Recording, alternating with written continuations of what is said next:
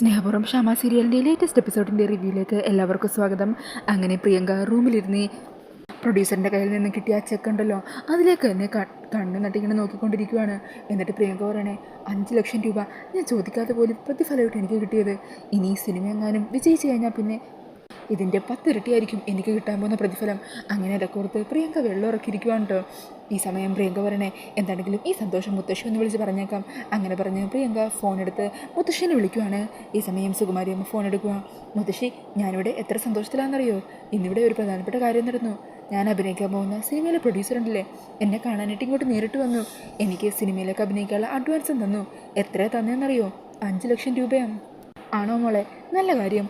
അന്നേരം പ്രിയങ്ക ചോദിക്കാൻ, ഇത്രയും വലിയൊരു കാര്യം പറഞ്ഞിട്ടും മുത്തശ്ശിക്ക് എന്താ ഒരു സന്തോഷമില്ലാത്തത്? ഇക്കാര്യം ഞാൻ മറ്റാരോടും പറഞ്ഞിട്ടില്ല. മുത്തശ്ശിയോടാണ് ഞാൻ ആദ്യമായിട്ട് ഇത് പറയുന്നത്. എൻ്റെ ഉയർച്ച കാണാൻ ഏറ്റവും കൂടുതൽ ആഗ്രഹിക്കുന്നതും അതിനുവേണ്ടിയുള്ള കാര്യങ്ങളൊക്കെ ചെയ്തു തരുന്നതും മുത്തശ്ശിയല്ലേ. അന്നേരം മുത്തശ്ശി പറയണേ, മോളെ, ഇവിടെ ഹോസ്പിറ്റലിലെ കാര്യങ്ങളൊക്കെ കൈവിട്ട് പോയിരിക്കുവാണ്.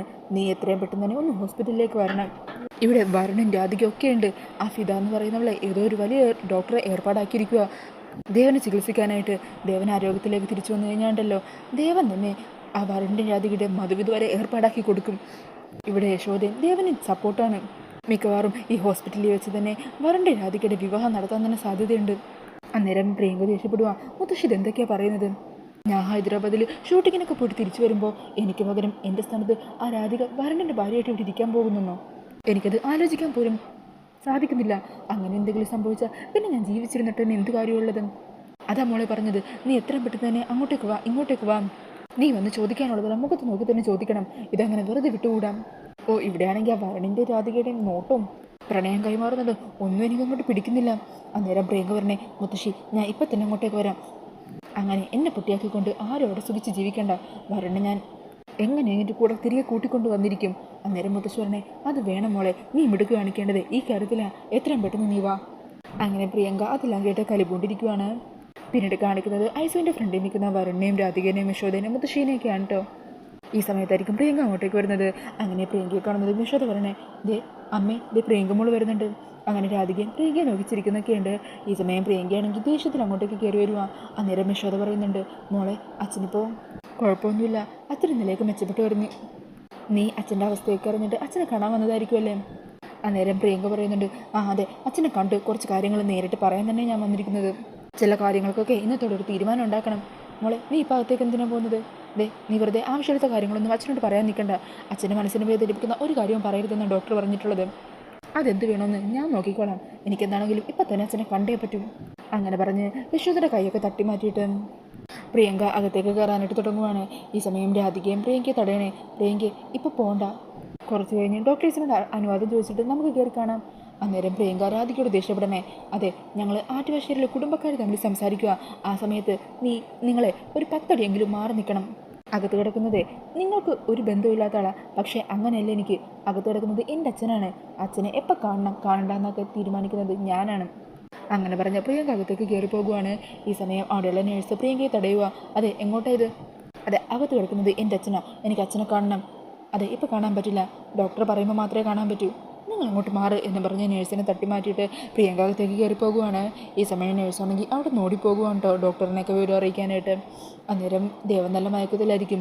ഈ സമയം പ്രിയങ്ക വന്ന് ദേവനെ വിളിച്ചു നിർത്താൻ ശ്രമിക്കുവാണ്. അച്ഛാ, എനിക്ക് ദേ എൻ്റെ മുമ്പിൽ ഉറക്കം നടിക്കുകയൊന്നും വേണ്ട. വരുണിൻ്റെ ഭാര്യയായിട്ട് എനിക്ക് ജീവിക്കണമെന്ന് ഞാൻ പറഞ്ഞല്ലേ.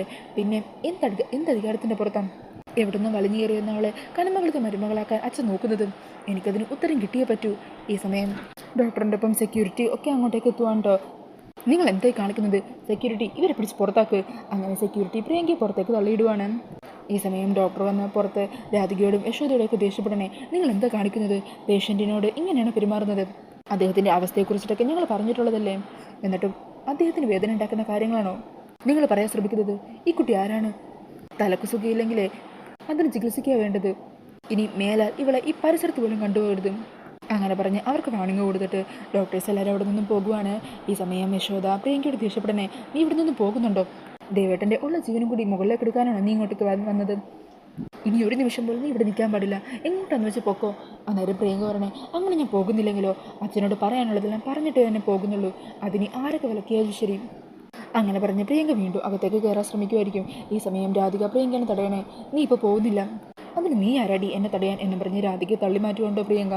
ഈ സമയം മുത്തശ്ശിയും പറയുന്നുണ്ട്, അല്ലെങ്കിൽ തന്നെ പ്രിയങ്ക മോളെ തടയാൻ ഇവൾക്ക് എന്ത് അവകാശമുള്ളത്? അന്നേരം രാധികയും അങ്ങ് പൊട്ടിത്തെറിക്കണേ, അവകാശമുണ്ട്, അകത്ത് കിടക്കുന്നത് എൻ്റെ അച്ഛനാണ്. അച്ഛനെ വേദനിപ്പിക്കുന്ന ഒരു കാര്യം ചെയ്യാൻ ഞാൻ സമ്മതിക്കില്ല. അന്നേരം പ്രിയങ്ക പറഞ്ഞേ, നിൻ്റെ അച്ഛനോ? എവിടെയോ കുപ്പത്തൊട്ടി കിടന്ന് നിന്നെ എടുത്തു വളർത്തിയതാ എൻ്റെ അച്ഛൻ.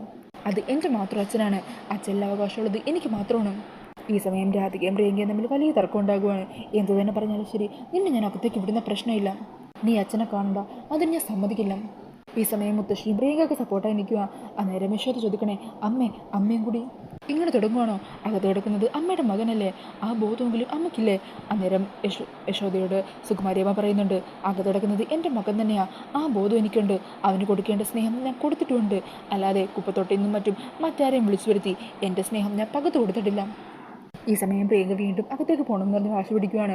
അന്നേരം രാധികയാണെങ്കിൽ തടഞ്ഞു നിർത്തുക. ഞാൻ ജീവനോട് ഇരിക്കുമ്പോൾ നിന്നെ ഞാൻ ഇവിടുന്ന് അകത്തേക്ക് വിടുന്ന പ്രശ്നമില്ല. അന്നേരം മുത്തശ്ശി അങ്ങ് പ്രിയങ്കയെ എരിപിരി കയറ്റുവാണ്. പ്രിയങ്ക മോളെ, ആദ്യം ഈ ഒരുമ്പട്ട വെള്ളത്തിന് ഇവിടുന്ന് പുറത്താക്ക്. അന്നേരം പ്രിയങ്ക രാധികയുടെ മുടിയിൽ ഇങ്ങനെ കുത്തിപ്പിടിച്ച് അവിടെ നിന്ന് മുന്നോട്ട് നടക്കുക. നീ എന്നെ ഇവിടുന്ന് അടിച്ചിറക്കുമെന്ന് പറഞ്ഞല്ലേടി, നിന്നെ ഞാനുണ്ടല്ലോ എന്നും പറഞ്ഞ് രാധികയുടെ മുടിയിൽ കുത്തിപ്പിടിച്ച് ഉപദ്രവിക്കാൻ ശ്രമിക്കുവാണ്. എന്നിട്ട് പ്രിയങ്ക അവിടെയുള്ളൊരു ചെടിച്ചട്ടി എടുത്ത് രാധികയുടെ തലയിലിട്ട് അടിക്കാനായിട്ട് തുടങ്ങുമായിരിക്കും. ഈ സമയത്ത് വരുൺ അങ്ങോട്ടേക്ക് വന്ന് പ്രിയങ്കയെ തള്ളി മാറ്റുവാണ്. എന്നിട്ട് പ്രിയങ്കയുടെ കരണത്തിട്ടൊന്ന് പൊട്ടിക്കുവാണ്. നീ എന്താട്ടി കാണിക്കുന്നത്? ഇനി അവളുടെ ദേഹത്ത് നിൻ്റെ ഒരു നേലെങ്ങാനും വീണുണ്ടല്ലോ, നിന്നെ ഞാൻ പിന്നെ വെച്ചേക്കില്ല.